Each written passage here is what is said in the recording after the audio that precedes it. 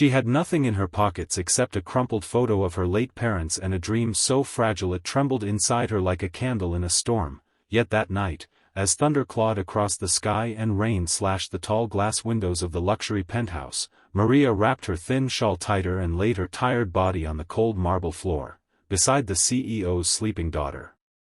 One was a penniless maid with blistered hands from scrubbing floors, the other heir to a multimillion-dollar empire, but fate had pushed them together in a moment so shocking that if anyone had seen how the little girl's fingers curled into Maria's as they slept side by side, it would have changed everything.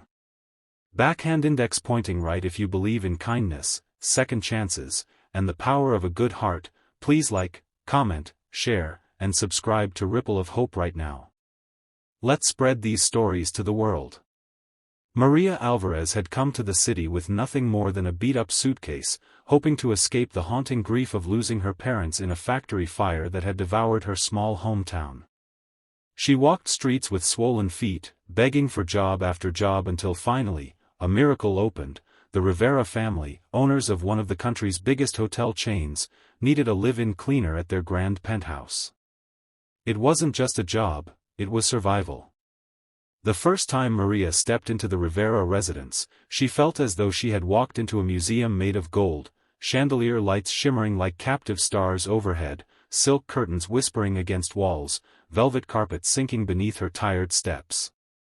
But beneath all that shine was a silence colder than winter, especially between Mr. Damien Rivera, the formidable CEO known for his steely eyes, and his motherless 6-year-old daughter, Sophia. Since losing his wife to cancer, Damien had buried himself in work, leaving Sophia mostly in the care of rotating nanny she refused to trust. Sophia had wild curls, hazel eyes filled with pain beyond her years, and a heartbreaking habit of hiding under tables whenever someone raised their voice. Maria's heart broke the first time she saw Sophia watching her from behind the staircase, clutching a stuffed rabbit with its ear half torn. She crouched down and gave her a warm smile, not expecting a reply, but Sophia stepped closer and whispered, "Are you going to leave me too?" Something inside Maria shifted. From that day, she made it her secret mission to bring a little sunshine back into that cold home. She sang lullabies while folding laundry, told silly stories while sweeping floors, and left tiny paper cranes by Sophia's pillow each night.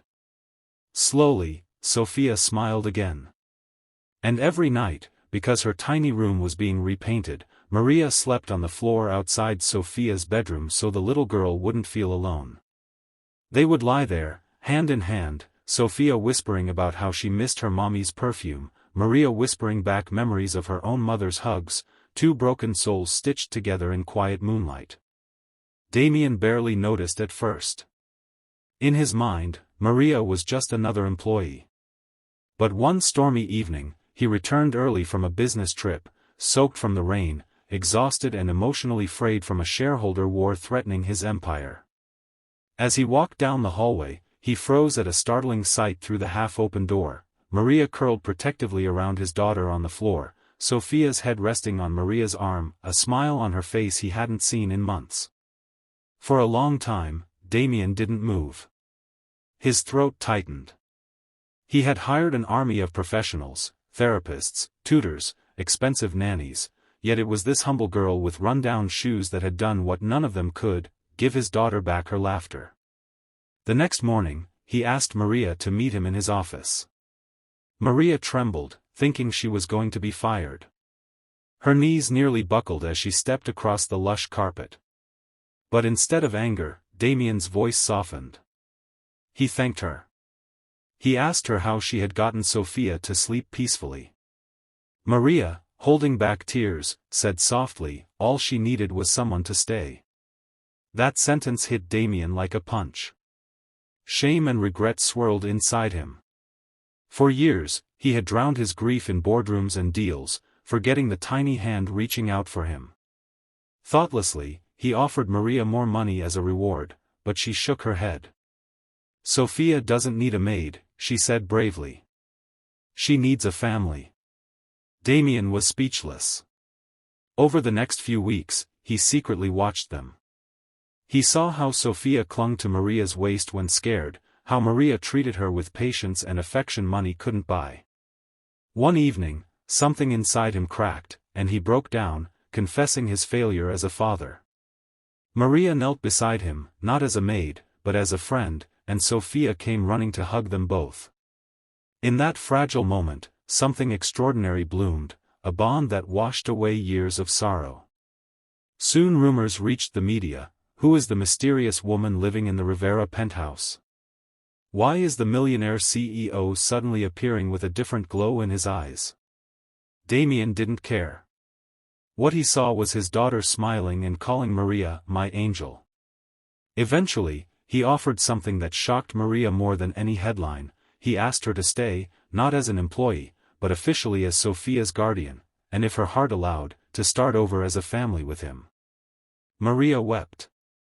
She thought of her parents, of how love had found her when she had nothing left.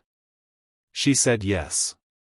Not to the wealth, but to the second chance life rarely gives twice. They held a small ceremony on the penthouse terrace. Sophia tossed flower petals from her stuffed rabbit's lap, giggling joyously. Maria, once a bruised-hearted orphan, now stood embraced by a family she never dared dream of. And Damien, once a hardened CEO, vowed never again to let work steal his heart away. Together, they visited Maria's hometown and rebuilt the burnt factory area into a community center named the Ripple of Hope Foundation, giving jobs and dreams to hundreds of children like Maria once was. As the sun dipped beyond the horizon, Maria looked at Sophia playing and whispered a prayer of gratitude. From sleeping on the floor to standing tall as a mother and a beacon of hope, her journey proved that sometimes the richest treasures bloom in the poorest of beginnings.